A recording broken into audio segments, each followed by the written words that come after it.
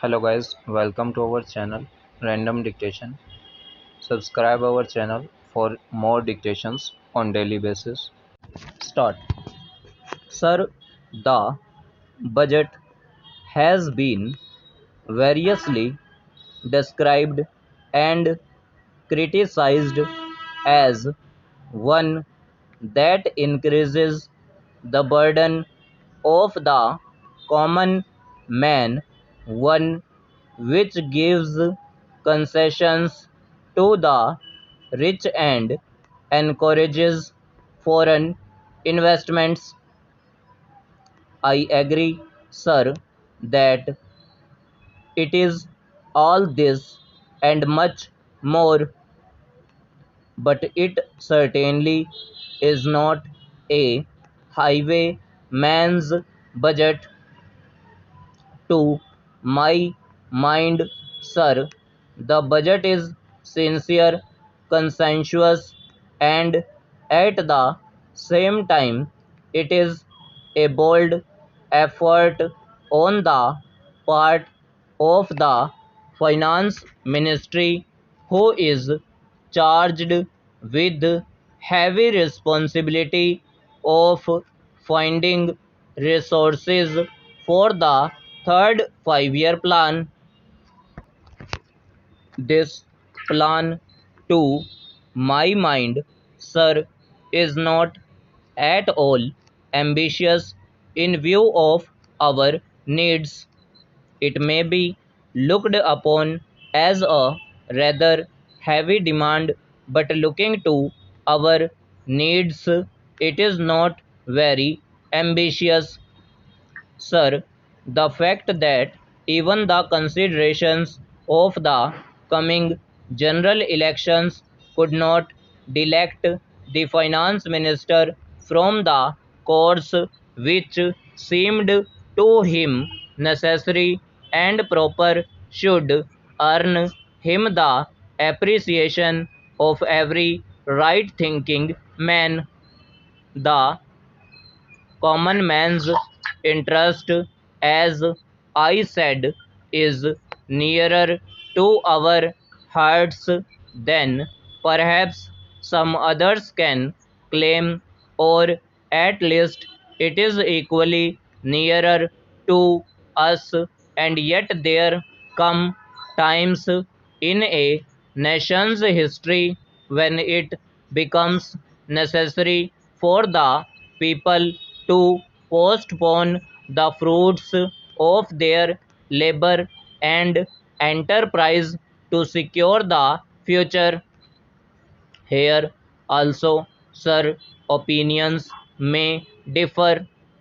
According to the Communist Party, such a time came during the last Great War when they were exhorting people, the common people, to contribute their full might to the war effort.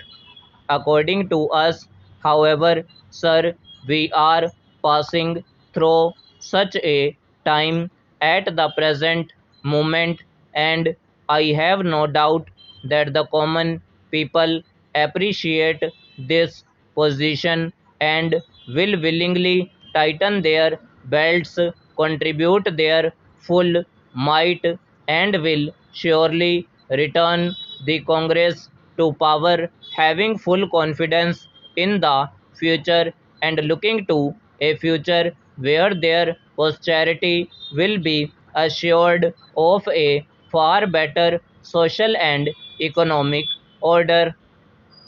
Who, sir, does not sympathize with the difficulties of the common man? As a matter of fact, most of us come from that class, and I am sure the finance minister would have liked to do away with some of the levies. None would have been happier if he could have done without these new levies, but there are, sir, certain very imperative limitations. We are passing through a critical period. Sir, it may not be necessary to continue these levies for a long time. Rather, I am inclined to think them, at least I have very valid reasons to think so. Our public undertakings are coming to their own, and some of our important irrigation and power projects have just been completed. Some others are nearing completion, and in due course, I think in the very near future, they must yield returns. This will go a long way to lighten the burden of the common man. We might, sir, also resort to some other ways. I suggest that we might take to public trading in some specific items of export and import. That would also certainly go a long way and help us. The private corporate sector has been steadily growing and has been developing capacity. It is sure to benefit from all these present concessions and develop greater capacity. This sector must come forward to meet new demands for taxation in the future.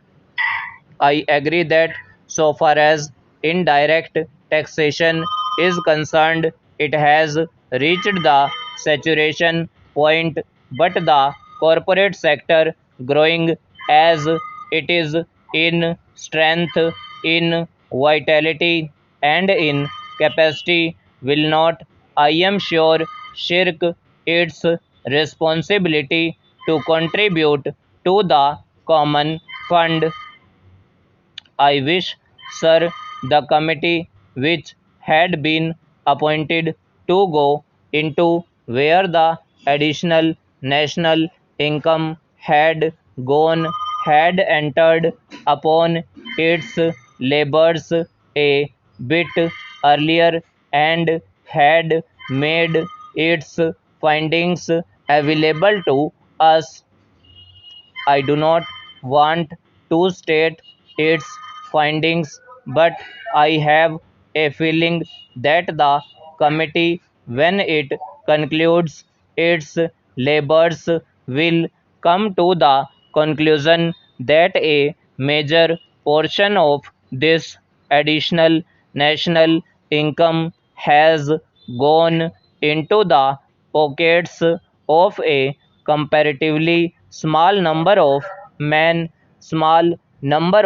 individuals, and it is they who must in future contribute their share to the country's taxation needs, because the profits they have earned are not all due to their own efforts and enterprise. Only to a very large measure, they are the result of the economic policies of the government and due to certain other circumstances to which they did not contribute anything. Therefore, there is ample justification for the two taxes, the capital gains tax and the excess profits tax. I need not go in detail into all the reasons that my honorable friend has explained earlier so lucidly, but I must say that I entirely agree with them all. Having said this, I would like to say a few words about allocations which have been made to the various ministries in the budget